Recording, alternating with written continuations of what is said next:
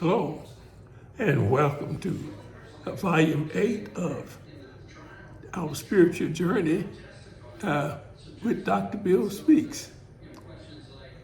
Today, I would like to take a pause from our ongoing conversation and remind everybody that these videos began with the belief systems. There was a part 1 through part 5. It is important to review those part 1 through part 5 so that we can understand how we came to be programmed to believe and behave the way that we have been taught to behave and believe. The thing about beliefs is beliefs are not facts. Beliefs are not decisions. See, beliefs is saying, I don't know. Anything that I believe is something that I don't know. The thing about beliefs is how they have wormed their way into the teachings of Jesus. And Jesus and his disciples never taught belief. They changed their thinking and their behavior toward one another and people who were not a part of them. They were reborn.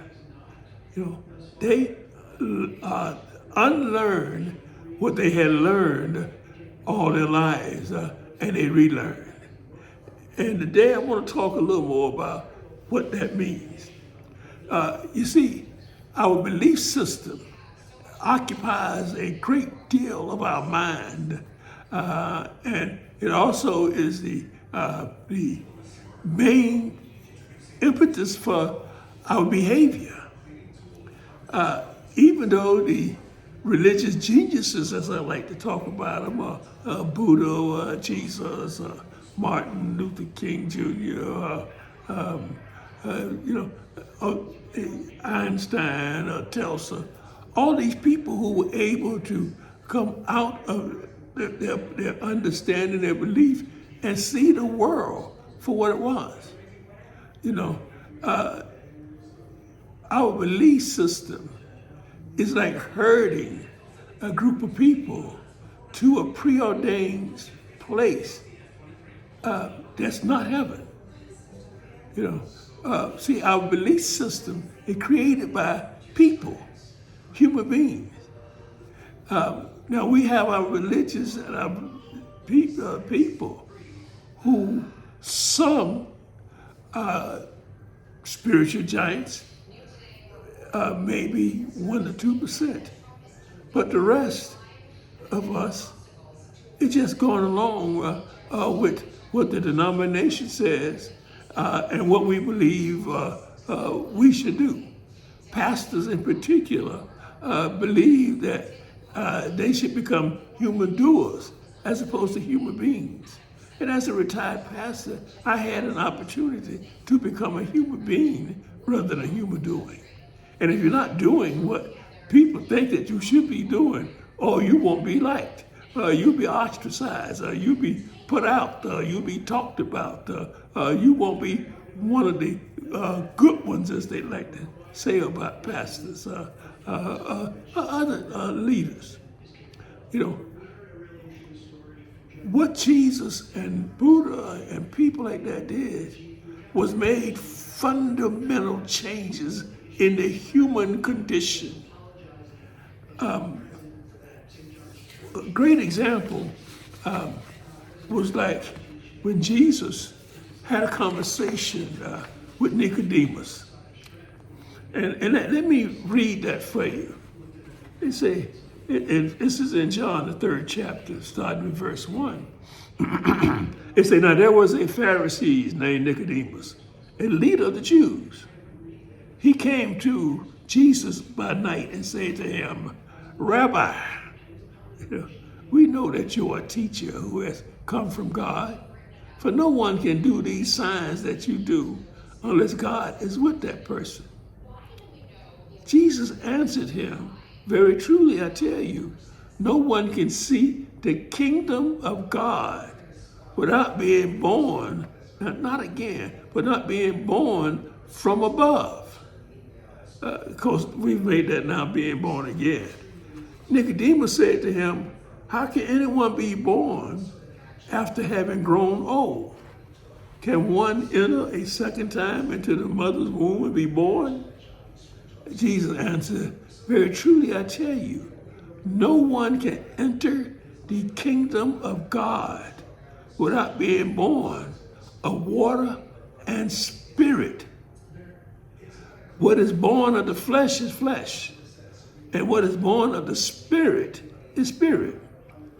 Do not be astonished that I said to you, you must be born from above.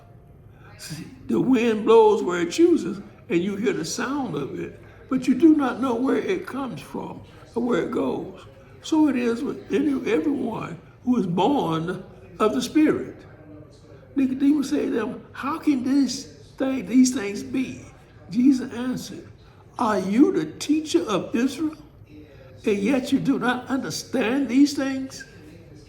In other words, are you a learned theologian? Are you a pastor that teaches the people who are seeking a relationship with God, and you don't understand these things?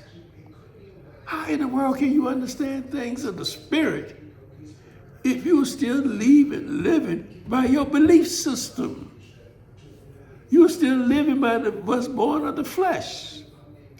You see, Jesus, but what we have come to call being born again, if we really think about what Jesus is trying to tell us, he's saying that we learn from the time that we are born until the time in our life when we realize what we have learned leads to destruction, wars, poverty. It leads to discrimination. It leads to oppressive conditions, oppressive thinking. It leads to the rich getting richer, the poor getting poor. It does not lead to the kingdom of God. If you want to be born again from above, and that is being born from the kingdom of God, you got to make some changes in what you believe, what you see, and what you do. You've got to learn some different things. So in other words, what you have learned, you have to now unlearn it. Because what you have learned is not getting you the peace, the joy, the happiness that you so seek. See, that peace, that joy, that happiness, that love that God has gifted us with is what we all want. But our belief system has taught us away from the kingdom of God. So we have to get back to being born again from above by unlearning and relearning some things. So we learn, we unlearn, and we relearn. And this is what we're doing. We started with the belief system, and now we're going through the spiritual principles that will help us to relearn some things. And so we need to make sure that we're grounded first in how we came to be programmed. How we came to be teachers of Israel, or teachers of the things that are man-made, to the point where we can learn from what Jesus called the kingdom of God. And he says within, So it's not like we have to go to college and get a theological degree. What we have to do is learn how to understand that we have a part of us that is not material, and it's not our body. I'm grateful that I have learned that I am not a body, I'm free.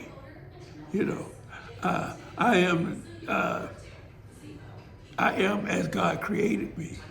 And he created us not as bodies, but as souls. The body is there so we can use it. It's kind of like having a car. The car is there so we can use it. If we don't use it, it don't go anywhere. It can't make its mind up to go to the store. It can go to the store when I decide to go. In the same way with our bodies and our minds can begin to dictate to the body rather than letting the body dictate to the mind. You know, in the midst of addictions, and I'm speaking from my experiences, this addictions, the body is dictating to the mind what the mind should be doing, you know, rather than me making decisions. See, because the body can't make decisions. What makes decisions is the disease of the body, what we call the disease. Some people call it Satan or the devil. I like to call it now the ego. And like they say in recovery, the disease is cunning, it's baffling, and it is powerful. The ego is cunning, it is baffling, and it's powerful. And when you begin to recover, you begin to be unlearn and relearn. The ego is there. Jesus went into the wilderness, they say, for 40 days, but 40 mean a long time. It could have been a year. But he was discerning his ministry. And every time he would discern his ministry, the ego would try to show him, you know, another way. Well, look here, buddy, I tell you what we can do. You know, with the powers that you have, you can become the richest person in the world. You can have more money than Jeff Bezos or Elon Musk. We can get all that to you. And Jesus, you know, rejected it because he was relearning that all these things that we spend all our lives trying to acquire, you know, in the end means absolutely nothing. They die when the body dies, but the spirit goes on. That's why Jesus was saying that you have to learn from above for the spirit, not the flesh. See? So when we are tied up our lives in the flesh by becoming human doings and thinking that we are being godlike, what we're doing is wasting our opportunities to have a relationship with God. You know, the spiritual giants, they all told us, slow down, be calm, don't be angry, and look at yourself. When you solve you solve the world problems.